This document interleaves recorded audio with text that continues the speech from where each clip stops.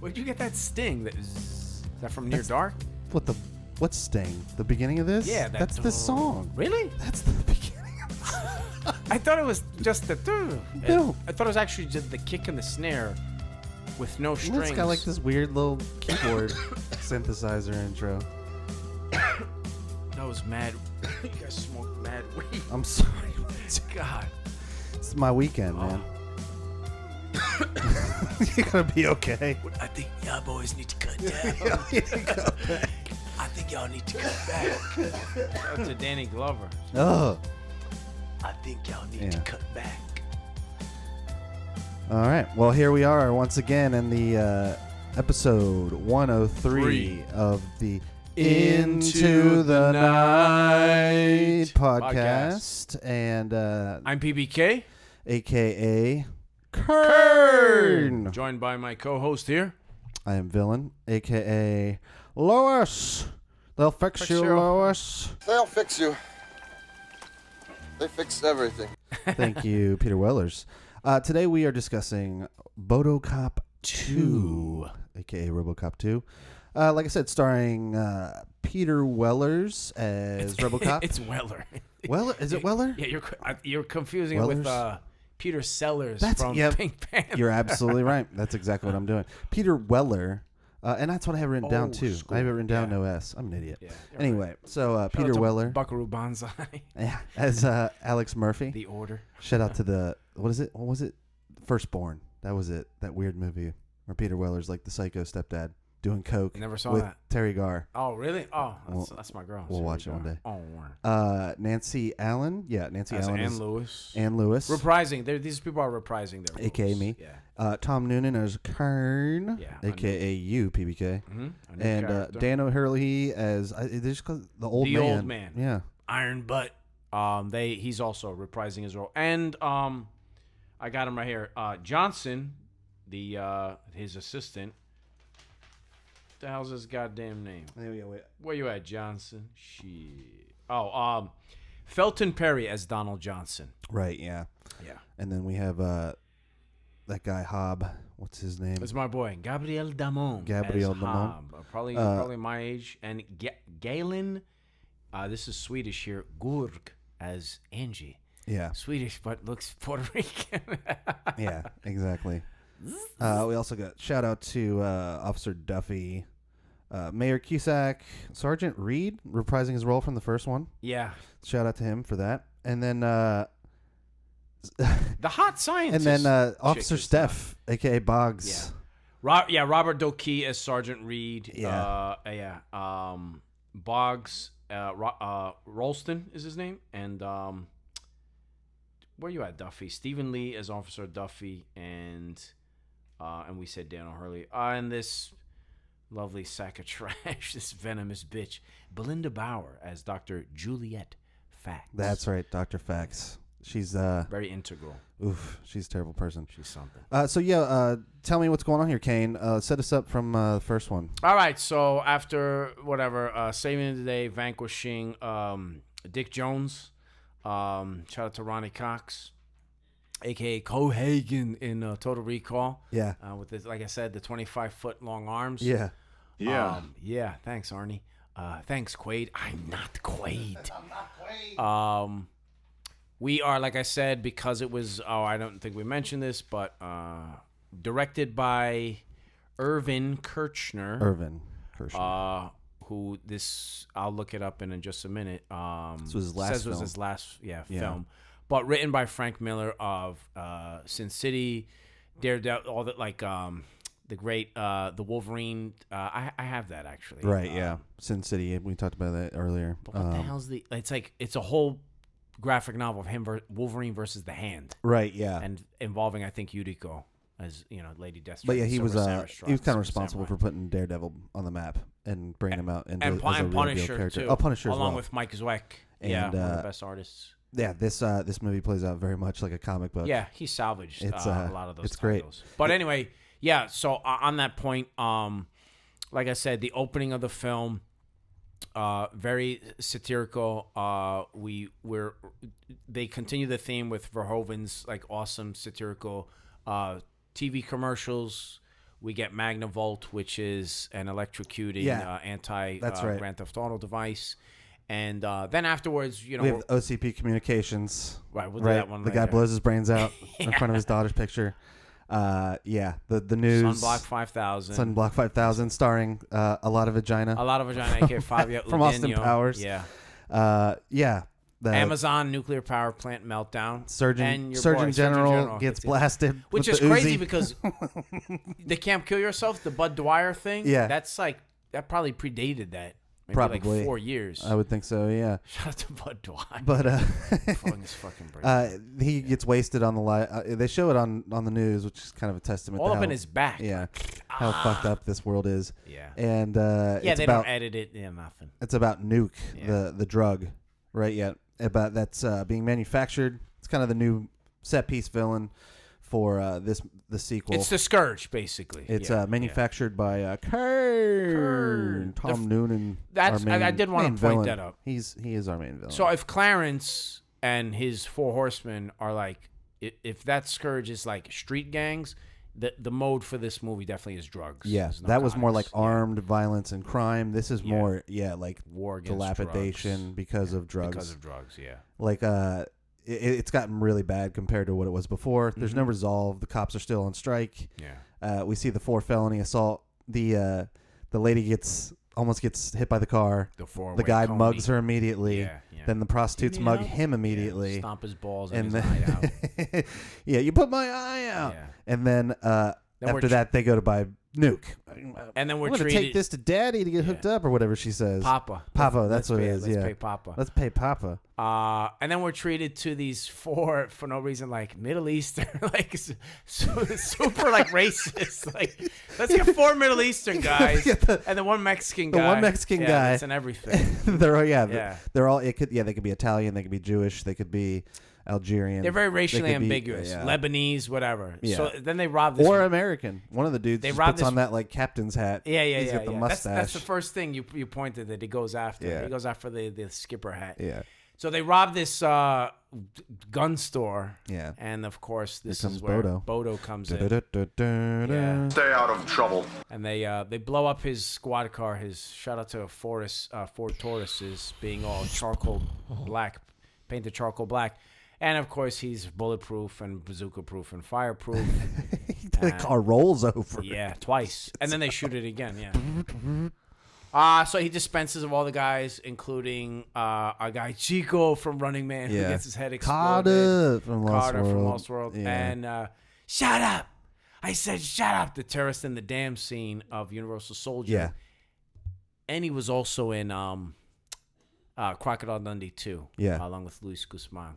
Doing this, crossing himself. Right. Anyway, so Bodo's back in the house. It's established that even though nothing really has much changed, Robocop is very much, in fact, a presence in law enforcement for about, at least, I think this movie takes place like a year or 2 years after. Right. And the old man in kind of a... OCP, the old man. OCP, Omni Consumer Products, kind of takes on a 180, actually, right? Because he's being held hostage at the end of the first one, and then becomes a total what? A total D-bag in the first one? Or in the second one, rather. Yeah. Well, so there's definitely like a weird switch between... And Johnson as Dick well. Jones and Clarence Boddicker being like... The baddies. But... Yeah. For some reason, and manipulating the old man. The old man, you almost have like a sympathy for him in the first one. Like, right, he's like clueless. He's almost clueless, and he's from like an old world attitude that maybe they don't do this. But in the second one, it's like no, this guy's been bad the whole time. He's very much corrupted. Johnson, that's his name. Yeah. He in the first one is kind of like this sympathetic. Tastes like baby food. Yeah, he's there for Robocop to kind of support him, and in this one, it's completely the opposite. He's moved on and he's selling out. Super lackey. Yeah. Gotten real kind of the sleaze, brown nose. The sleaze of OCP in this one is real compared to the first one. Shout out to Shyster, the sleazy lawyer. But we've got RoboCop 2.0 is basically what they're trying to do here. Yeah. They're urban pacification. They're not happy with Murphy's ability to kind of recollect who he was, have like emotions. That's and be like an efficient cop, but also not going to toe the company line. And I think they're kind of upset about that. So they set it up that way when he's basically, in essence, stalking. Yeah, he's stalking his widow. I can't even say his ex-wife. Yeah, He's stalking his widow. Yeah, exactly. Yeah. What kind of love can you provide for? Very painful scene that, like I said, I wasn't a fan of, but it was integral to the story. Yeah, exactly. But so they start setting up candidates for Robocop 2.0. And they're getting cops, mind you. They're getting cops. Cop brains. And it's not working. Right. Like I said, I was kind of not paying attention to the scene. But I'd seen this movie before, so I know. But they're getting test subjects, right? Isn't that what they're doing, Kane? They're getting test subjects. I don't know. So I don't know that these people are alive. Actually, I think they're all taking dead. they think they're taking like recently slain cops' brains, the way they did with Alex Murphy, and like I said, Belinda Bauer playing Dr. Juliet Fax. Her explanation to the lackey guy played by John Doolittle, Dr. Schenk. She says that cops are very macho, self-conscious, body conscious, and this to them must be like hell for them to be in these steel chassis, basically. So you've got the one who blows the two away and then shoots his own brain out, and then the other one just yanks his head. So they've all got these psychotic problems. Yeah, and that's where this is another problem I had with it. We talked about earlier, where they just jump, kind of fast forward to the candidates being like felons. Yeah, she's looking through the death row database with a couple of bright lights. Bright light and white trash HKs. From the Necropolis, yeah. And they decide on Kane because he can be controlled by Nuke. Also because he's probably not your average criminal. He's a genius. He's a little more thinking. And critical thinking skills in that. And we kind of roll into this backstory of how we're gonna get Robocop 2.0 out of Tom Noonan's Kane, and it's basically it's like I'd say the first hour of the movie is just a setup of how things really just have not gotten any better. And it's also a war. I mean, let's set up the factions here, right? We've got very clearly OCP. If the first one is Robocop versus Boddicker, yeah, this one's Robocop versus Kane. Yeah, that's his villain. But you've got OCP. You got the city of Detroit. You've got the cops, RoboCop and his buddies, and then you've got Kane and the villains. Yeah. And basically what you have here is OCP's trying to buy Detroit. They're finally getting past this thing that was alluded to in the first one about some red tape. New Detroit. They're going to gentrify and destroy the hell out of the place. Yeah. And it was some contract or something. Some contract, right. Mayor Cusack. I can't remember what it was. They owe like $37 million. It's read back to them that the contract says if in fact the city defaults on its blah blah blah, OCP gets full reins of whatever they want to do with the city. And then of course, Mayor Cusack says like, you knew we weren't good for our credit, and you signed this deal for us anyway. You're gonna come in. The line is actually like, and you're gonna come in and swoop in and take us over just like you would another corporation. Yeah, exactly. So, and they're model citizens. Yeah, they're changing everything up the way that they wanted to, and we have Kane, Hobb, and Angie, Officer Duffy. Yeah. They're basically succeeding what they're doing, and who's Duffy? We got to explain. Oh yeah, Duffy's. I forgot. Duffy is our. He's the mole. He's the link between RoboCop. Yeah. And Kane and the Nuke gang. Well, just the police force in He's general. Just a real dirty, sleazy guy. Yeah. Also addicted to Nuke. Yeah, addicted to Nuke himself. Yeah. Played very well by I can't remember the actor's name. Stephen Lee. Yeah, he was in a bunch of things in the late 80s, early 90s. I remember seeing him. But he gets vivisected was the description. Yeah. By Kane. Forces the little boy Hobb to watch. I hate that boy. Just completely ruining that child's mind. Which leads me into our next little bit about the children in this film are terrible. Yeah. And like I said, 3 instances. So we got Hobb. Yeah. He's just you hate this kid. Played very well by Gabriel Damone. Yeah, played very well. It's despicable. I'm cold. Nominated for a Saturn Award. Don't go. Yeah. Bigger than you. He's bigger than you. Can't shoot a kid, huh, fucker? Yeah. Want some candy? Yeah. He's just all over the film. Yeah. With his little submachine gun. His submachine gun and his coiffed little pompadour kind of looking. Misadventures of Ed Grimley Jr. Shout out to Martin Short. And he's a him. Then we got the Motor City Muskrats, the Motor City motherfuckers, as you coined it, which was great. From the Crow, who are destroying the electronics store. Yeah. And destroying it and robbing it under the guidance of their coach. Right. And then finally, my favorite, the kids at the water spigot, where the Hydra. Old Bodo comes by and squeaks out the fire hydrant. Only after he's been reprogrammed. Right, which yeah. We'll talk about later. That little kid has one of my favorite lines I've ever heard. Go fuck a refrigerator, peckerneck. He says, a rolling stone is worth two in the bush. You're nuts. And they write "kick me," K-I-K. But yeah, you made a great point. Let's talk about the reprogramming. So what happens there, Karn? Let's talk about it, Lois. Robo infiltrates this. So right in the beginning, those racially ambiguous guys. One of the guys rats out and gives him the location of one of the labs, if you remember that, with all these immigrant Chinese women. And once again, to show you the hyper-violent, lawless world that's depicted, we have a guy taking an actual infant because he said, the one lady, I can't get no babysitter. I got to go to work. I got to make drugs at midnight. So the guy takes the baby. I'll fucking kill it, man. I'll waste it. Yeah.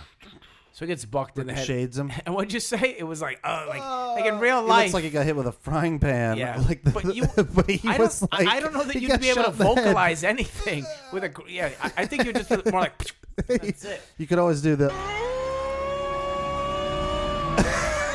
There you go.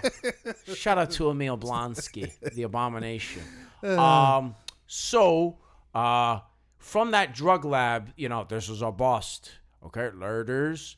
So from that bust, he ends up, I don't know how, but they end up maybe just making a cold call to the arcade, right, the children's den of drugs and everything else, where Duffy is already making a deal with Hobb and, let's say, Asian henchman number 347 that's like in Big Trouble in Little China and like everything else. Shout out to Al Leong from those films. Yeah. Who plays Mel Gibson's torturer. There's also the weapon. Shot of Bad Dudes in there. And then what was the other one? Midnight Resistance. Midnight Resistance. Yeah. Shout out to Daddy East. And Ghostbusters. I don't know what that game would be. I have to rewatch it. I remember you saw that, and I was like, "Wait, what's he talking about?" I don't remember Ghostbusters arcade game. Who knows? So he beats the hell out of Duffy. Where is Kurt? Where do they make this? Yeah, first it's where is it made as he's breaking the guy's nose. Then it's where is Kay? I don't know. Obviously, Duffy doesn't want to get bludgeoned, so he ends up giving up their location, and from that drug lab, that is where Hobb, Kane, and Angie escaped. And anyway, flash forwarding. Wait, but like he's given the location. He's given new directives because of like collateral damage, right? Basically, because of all these things that are happening. Well, but they're not happy with RoboCop, and they're fast forwarding the whole RoboCop 2. But the board of directors, remember, they're talking about. That dude. He's like, I don't like I don't like that big gun. Why does he have to solve all of his problems? Well, with that big gun. Yeah. So they're already trying to kind of make him obsolete. But you just jumped ahead. It's because he's dismembered. Well, that's why he gets dismembered by the gang.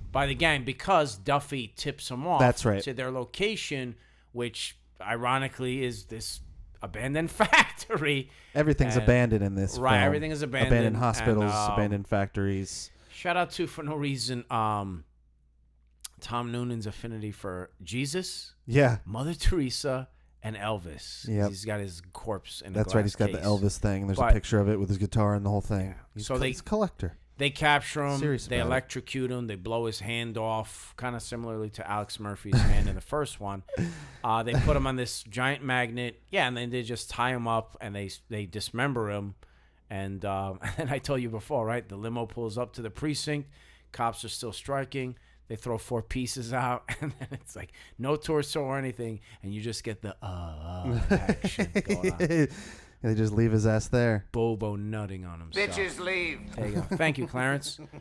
So then when OCP steps in to rebuild him, being that he is an OCP invention, that's when they reprogram him. He's got that huge list of directives. That's when this bitch... and when you pause it, it's stuff like conflict resolution first, do not prejudge until considering other people's feelings.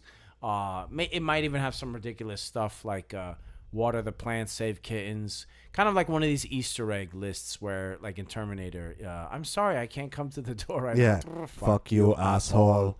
So, thanks, Arnie. So, this Dr. Fax reprograms him with this more PC, more neighborhood-friendly Robocop, and it is just a shell of the actual officer, Alex Murphy. The guy takes forever to move in on the electronics store with the kids. Lewis ends up shooting the coach, and he's reading Miranda to her corpse. Yeah. So he tries to teach these kids lessons. You'll only hurt the people you love most. I'm having trouble. So he's back in the chair somehow in that underground lab in the police precinct from the first film as well.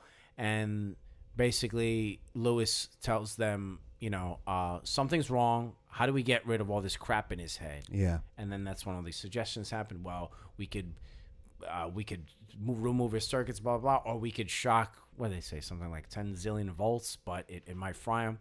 And I guess the only bit of like resistance, Robocop rises from his chair, goes outside to the nearest transformer where all his fellow police officers are still picketing, and fries his brains out. Yeah. And somehow in Hollywood logic, all the goofy commands he hit the reset button. Yeah, are removed from his hard drive. But everything else is still intact. Yeah, but he's everything before that. Those being serve the public, protect the innocent, uphold the law, holla at your boy. So then that sets us up kind of for like the pre-final battle between him and Kane.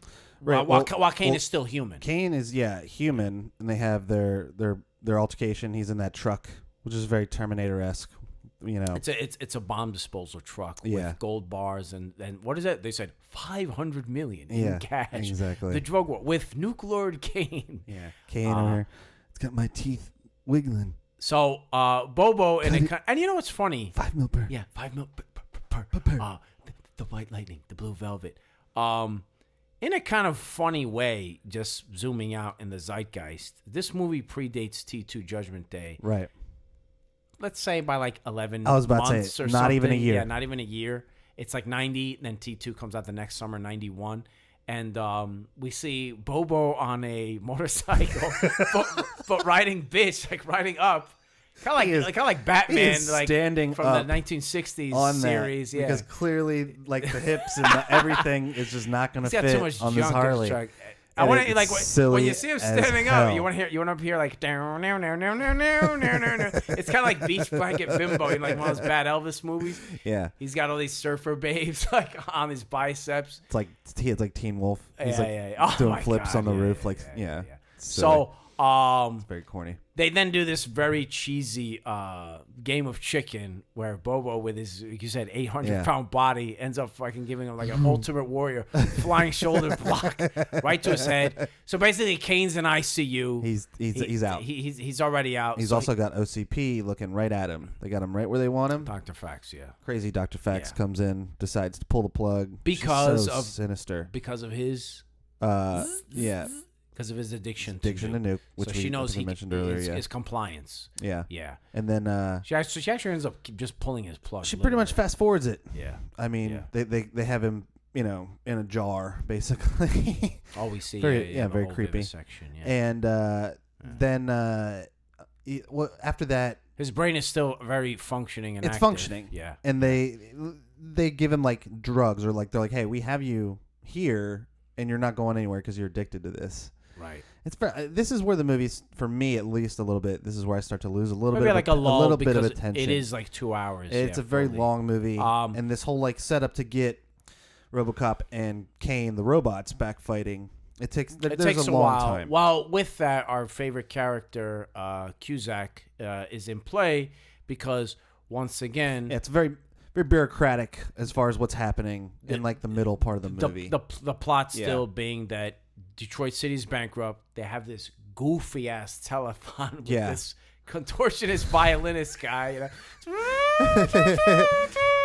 playing Steppenwolf's "Born to Be Wild" on a violin. He's enjoying it too much. He's smiling too much. Yeah. And in a kind of, once again, like a very Frank Miller-esque way, or maybe I don't know whom was writing this, but he says, "Okay, people," he's like, "I want you to reach deep in your pockets."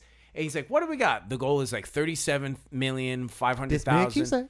Well, how much you gonna donate today? And all they've raised was fucking $4,200. $4,200. So they get a call from now Hobb, being the kind of de facto nuke lord. Now that Kane is dead, Kane dead. Kane dead. No, Kane dead. What do you say, Skank? Ways and both, and now this dude's gonna kill my ass next. Thanks, Wiz. So so we're left with Hobb and Angie, who in a great dialogue says, "We gotta get Kane. Fuck Kane. He's probably already dead. He's probably already dead. He'd kill you if he heard you say that." They're not lying. They're not lying. So, Hobb says, "No, we're not gonna get him at the hospital." So they end up orchestrating this deal to meet with Mayor Cusack and his councilman. Yeah. Once again, in a seedy, abandoned place along the waterfront to do a forced deal, because even when they try to back out, they get guns pulled out on them. They get gats pulled out on them, and they're like, "All right, put us in for $50 million." 50 cents. $50. $50? That's cute. That's very cute. That's very cute. Don't be a queer. Yeah. So $50 million. So they're the nuke gang is buying out from under OCP. Is buying out exactly. And that's immediately. And that's a power move perceived by OCP. Bad approval ratings. This is embarrassing. So which the old man then advises or asks Johnson what to do, and this cunt rag here, Dr. Fax, says, "Well, let's go with Robocop 2.0. If something were to happen to the Honorable Mayor Cusack and enter the Robocop2, who ends up becoming, who turns out to be Kane." It's Kane with a sick pre-Lawnmower Man grill, right? Early virtual fighter graphics, and very Ray Harryhausen end of an era that we talked about at one point. TT1 and Clash of the Titans, They had 209 too, when it was squealing like a pig for no reason. Shout out to Jurassic Park. I think that was the last use of any kind of claymation, because they realized we can't really do this. Or not claymation, I'm sorry, stop motion animation with all that stuff. Really? There's that line. I thought it was all I saw CG. it in that Movies That Made Us or whatever. There's a line that says like, I think we're out of a job. Don't you mean extinct? And this is like right around that same era when people were like, "Oh shit!" And we were talking about this when we were watching the movie. Like, there's certain moments. T1. This movie in particular with the stop motion where you get these full wide shots of the action. Yeah. And it doesn't look that great. It doesn't hold up over time, at least. Maybe when we were younger, we thought it was better. But I think even then we knew it was like. I think Ghostbusters had some stop motion as well. Probably. And that was 91 or 90, I believe, as well. Ghostbusters? The Ghostbusters 2. I'm sorry. I thought that's what you were. 89. 84 and 89, respectively. 84 and 89. That's what it was. Shout out to Vigo. Yeah, because some of the stop motion in that is questionable. The Slimer stuff. But you know what, actually? It's okay, though, because. You know what still holds up well? The Stay Puft Marshmallow Man. But I wanted to. Yeah, it does, actually. Yeah. Those dogs are stop motion. Yeah. Rick Moranis. But I do like Robocop 2.0's first fight scene in this derelict warehouse where they're doing the deal. He's killing it. It's kind of like a show off. The lighting is really dark. That's why it works. And he's got those cool spotlights. Yeah, so we were talking about this, like less is more when you're doing this kind of stuff. Yeah. So you can see like the gunfire is illuminating this shadow of he's what introduced just Kane by his looks chicken like. Feet. Yeah, when he gets off the truck. And he's causing all kinds of havoc. He lights everybody up. He lights every single person up in this, which is great. He kills Angie. Kills Hobb. He's got an ill minigun, so kills shout out to Arnie Mayor movies. Cusack's assistant, the numbers guy. The fat guy, yeah. And then... and he kills the other guy, too. Mayor Cusack, at this point, gets away, seeing Robocop 2.0, and that it's basically an assassin. Yeah. And they don't know that. OCP doesn't know this. And does it go immediately? It pretty much goes immediately from there to the OCP conference, right? to show off our new Robocop 2.0. There might be some tertiary anything, but yeah, pretty much once Hobb is dead, Angie gets completely discombobulated by Kane. She wanted the lobster claw inserted and then it'll be kind of different. Yeah, once RoboCop is back to normal, pretty much the movie then just takes flight right into the climax. The new OCP 100-story conference center, which he says during the premiere gala, he says that this will be the epicenter of all things change. Yeah. You know, for it's gonna be the hub of the new city. It's gonna be the new city hall. Right. Shout out to Lisa Gibbons from Entertainment Tonight. And you said that's right. Yeah. That's John Tesh and Mary Hart. Yeah. With Lisa Gibbons on the scene. Yep. So then we're kind of brought into this kind of like event gala thing where the old man Dan O'Hurley is presenting the, I guess, shareholders or like the stock people. The future of law enforcement. The future of law enforcement and urban pacification. Towers of glass and steel. Yep. Well, these people can't live in neighborhoods, places like that we grew up with. Well, I'm sorry to say, but neighborhoods seem to be the place where all of this bad stuff goes down. Yeah. So, within that presentation, we see again RoboCop 2.0, aka Kane there. And horrible idea.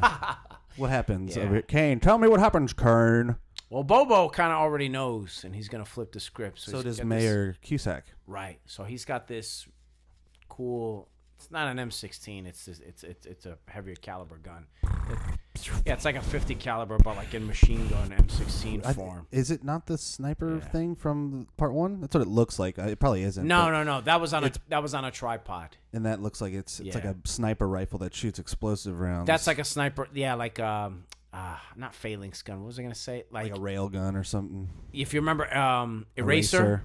That was like the first like handheld rail gun. I don't know how real that stuff is. Doesn't matter. But anyway, they're blasting. This part's pretty cool. Yeah, he's blasting, and it's important to note that everybody's scared. Cusack says that thing's a killer, and OCP sent that to kill me, and the doctor, Evil Broad, says. Relax, it's not even armed. It's not even armed. He grabs the remote. Kane very daftly cracks the remote. It looks so disarming silly. The safety switch on his minigun arm, and all hell breaks loose. RoboCop anticipates this. The carnage. Like media, press people. The amount of people that they're getting died. fucking lit up. Oh my god! And all back shots too when they're running away. Like, no, I can't move. So it's like. They're all getting lit up. Nobody gets out. You will be the one escaping. I think Cap is saying I can't lose instead of move. Well, either way, it's bad. That's for sure. So it's very old. I mean, it's very ultra violent. We'll have to go back and count, but it's at least like 20 plus people get. It's like 30 bodies just in that last. Like, our favorite was that I guess she's working with the news crew with the big pan legs. Just right on her knees. Yeah. She gets blasted in the knees. Yeah, and then that dude picks her up. Picks her up and he gets blasted in the back too. It was great. Thank you, Emil. Yeah. So cool stuff here. I remember distinctly. I feel it's important to say this. I saw this movie as a child. Ironically, my uncle. Shout out to my uncle Googie. His real name is Alex. My uncle Alex took me to see this. Alex, you there? Yeah, in like Fort Alex. Shout out to Alex Mendez, living in Sarasota, Florida now. He took me to, at this time in '90. This would have been in like Albee Square, like Fulton section of Brooklyn, like no man's land. And we actually saw it like at noon, like an afternoon showing. Anyway, I, as a child, lived for stuff like the special effects. There's a great line in some special features or documentary for this is more within your wheelhouse, villain. Hellboy, when the first Hellboy, you have, Hellboy not necessarily versus the zombies. I know that I understand that that's his origin, but he's against. It's still like a human villain. There's that Blade mummy TikTok Clockwork Ninja, right? Former Nazi. Okay. So yeah, he's formerly human, or at least partly human. Right, and he's like wound up. Rasputin's in there, and then that.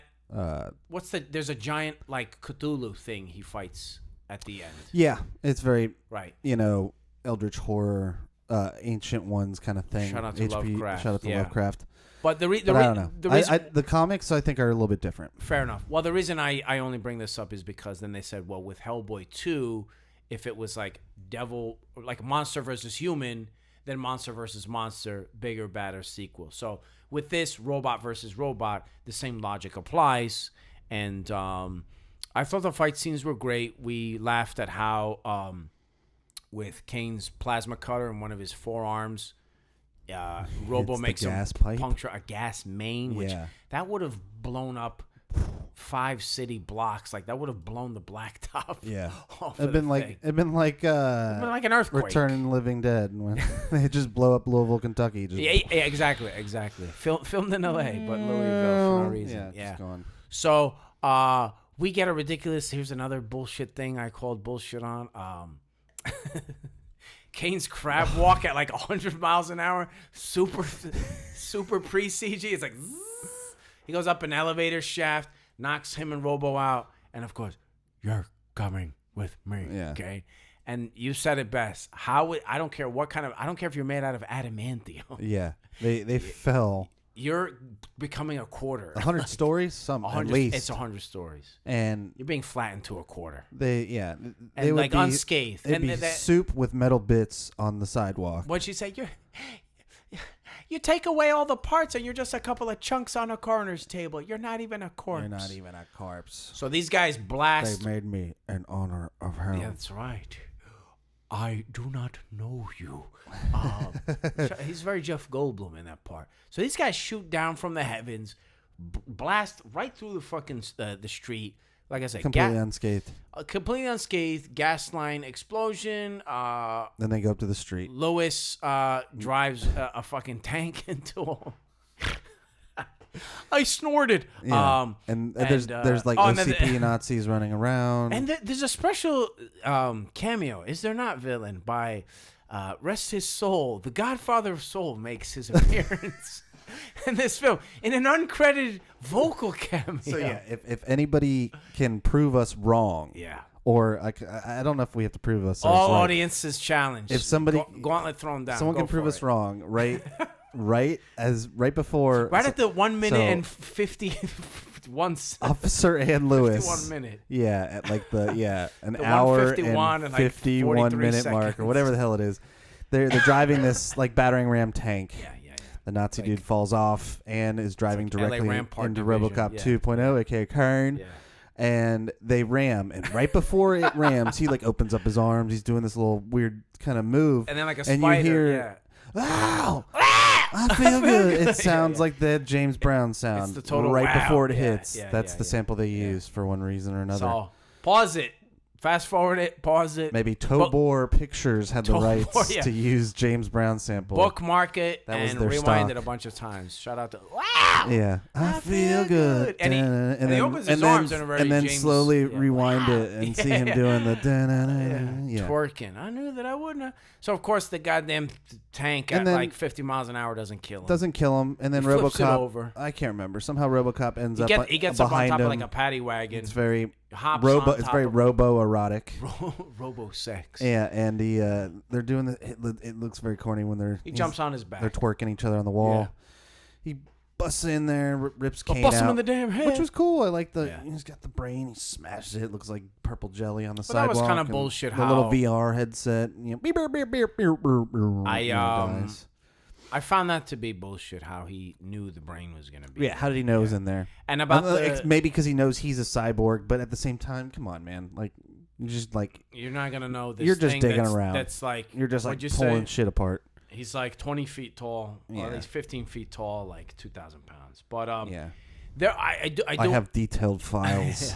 Makes you a more efficient killer, doesn't it, Arnie? Yes. Yeah. There you go. But I have to go to the bathroom. I said, be right back. So the point being is there are a lot of stupid, like, He shoots his shoulder cannon, and you hear this very Ringling Brothers like. Yeah, it's very Looney Tunes. We were talking about this. There's a lot of comedy ding! When he gets, in this movie. When he gets bonked off of the telephone pole in the car chase scene. There's a lot of like gink. There's a lot of like Warner Brothers sound effects. You're nuts. Yeah, you're nuts. So yeah, shout out to the band Green Jelly, Three Little Pigs. Yeah. Squishes his brain. Not by the hair of my generation. And the first album was called 333, which is half Maximum Carnage. Shout out to Green Jelly. He also his like death like grunt. He sees his brains on the floor. He sees his brain on the floor. No! And his Bobo's gonna smash it. It's another like a you know. And anyway, so he twerks. He's like, turns off, and pretty much the threat is neutralized. It's important to note that the old man and Johnson immediately start blame thinking Dr. Fax. Yeah, well, rightfully so. They start Fuck thinking her. damage control. She's horrible. And in a kind of cool revenge comeuppance way, Johnson says, "Well, sir, what if we pin this on the just on the sole idea of one person?" Good idea. Good idea. And he's like, "And Johnson, that business we were talking about, get right on it." Get right on it. So I'm glad she got that. She's crying. Shout out to Blade Trinity, you cock juggling thunder cunt. That was a rhyme on those line. But and then what are we left with as far as like an exiting one-liner? Another return to form with Nice shooting, son is the first one. Yeah, and then what's your name? Murphy. And this one was we can't help it, Lois. We can't help it, Lois. We're only human. Only human. As he's ratcheting himself. Well, no, it's a different one. Yeah, it's a different one. So whatever. So a couple closing comments I wanted to talk about. One of my favorite things in this movie, which I never noticed after the 15 plus years since I'd seen this movie first. Wow. We need to talk about the Asian to white lady. We skipped over that. Remember? You were know exactly what I'm talking about. I can't move. Yeah. So that was off the chain. What's the bookmark on that? We rewinded this. It's in the beginning. We rewinded this pretty at least 5 times to see. This is another challenge, everybody out there. So there's a scene. I thought you were going for this like white male Asian female thing there, but no, I get what you're saying. This is the only way to describe this. An Asian.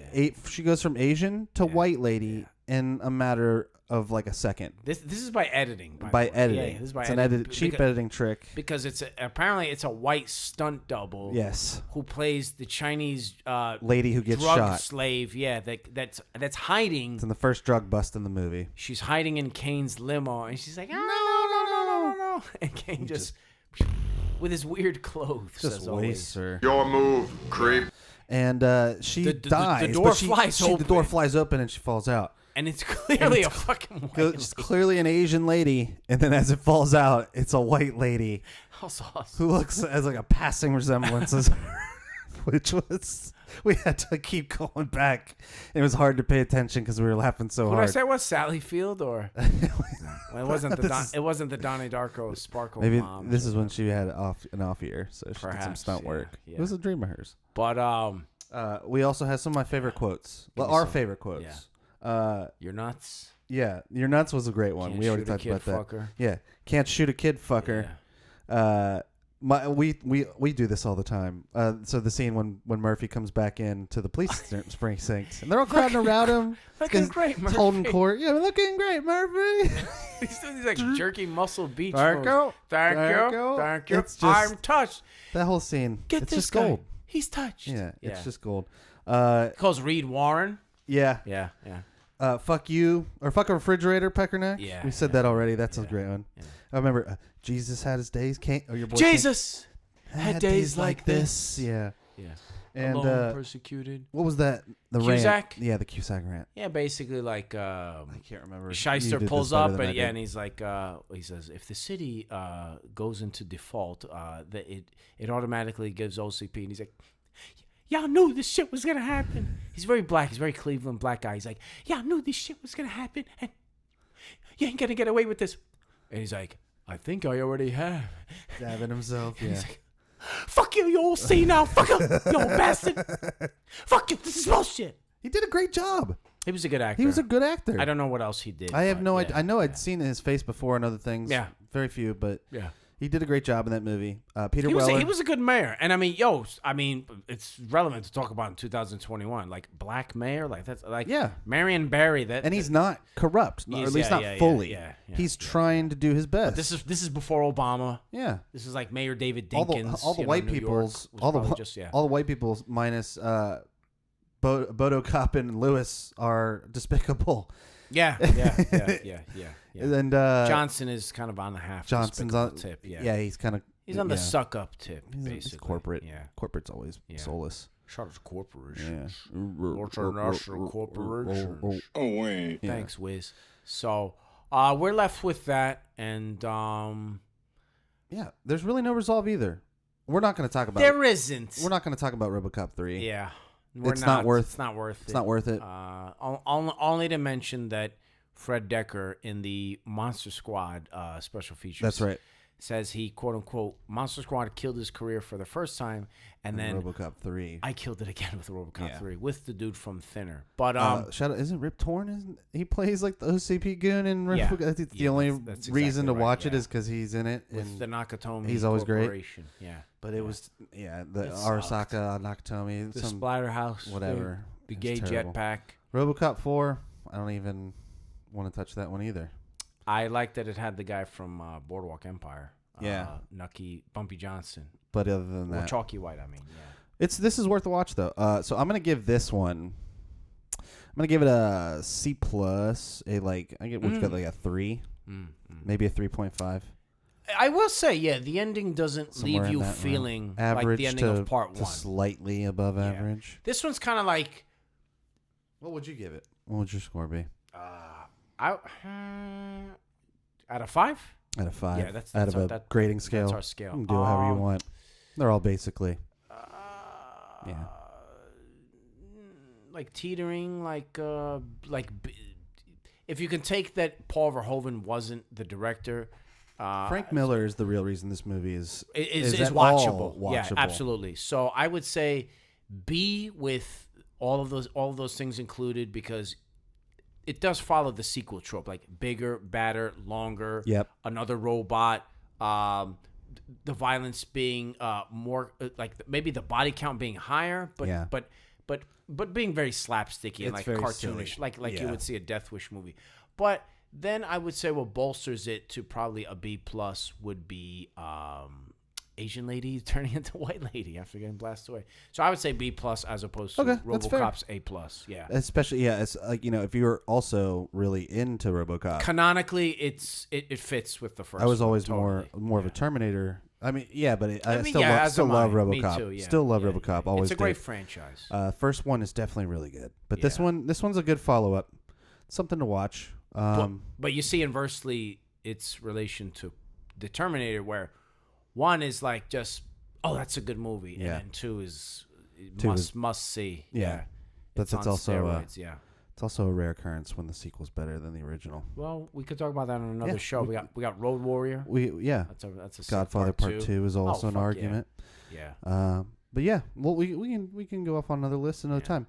Any other closing comments on Bodo Cop? Yes. Part 2. Yes. Actually, for those, I don't know, kind of just like tertiary Wikipedia stuff, I said this was nominated for 3 Saturn Awards, I guess, for 1990. 1 for Best Picture, the other for Best Science Fiction Film, and the third for Best Young Actor or New Young Actor, being Little Shit Show Hobb, a.k.a. Gabriel Damon. Rob Boting, however you want to say it, special effects genius, responsible for The Thing and The Howling, protege to, even then, back then, a very young, American Werewolf in London, Rick Baker. Yeah. He was actually handpicked by Baker while he was actually doing American Werewolf in London to do The Howling. So it's kind of cool how the senpai and the kohai, the teacher-student, were battling each other with werewolf movies within a year of each other. And Irvin Kershner's last film, I don't know if he's expired or not after this. Maybe he retired.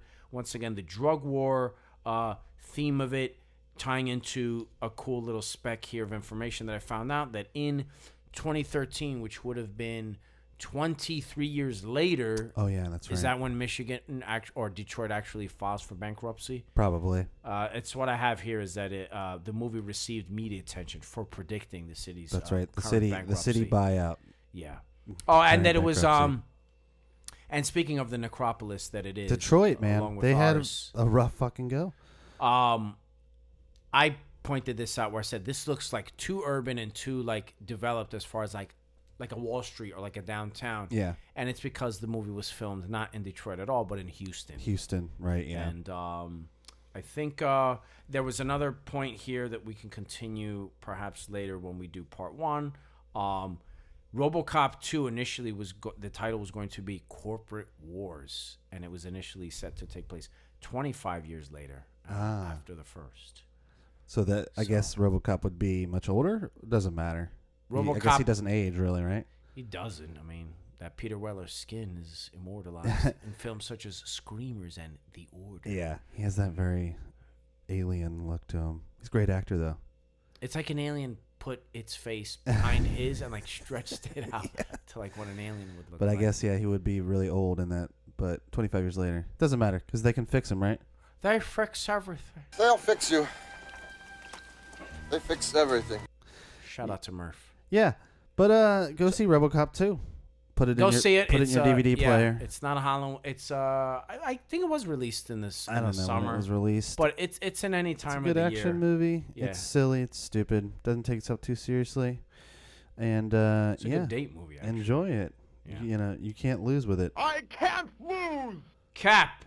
Before we sign off here, let me just yeah. The poster rules. God damn it. Yeah, summer, June 22nd, 1990.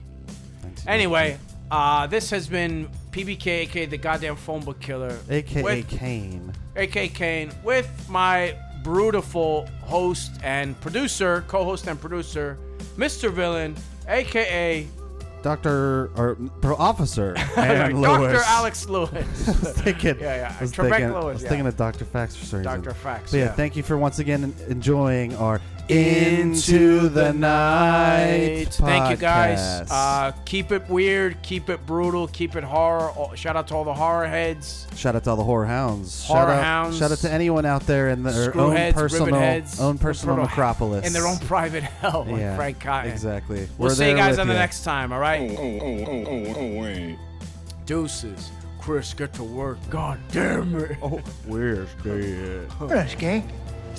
That skank right there. Skank dead.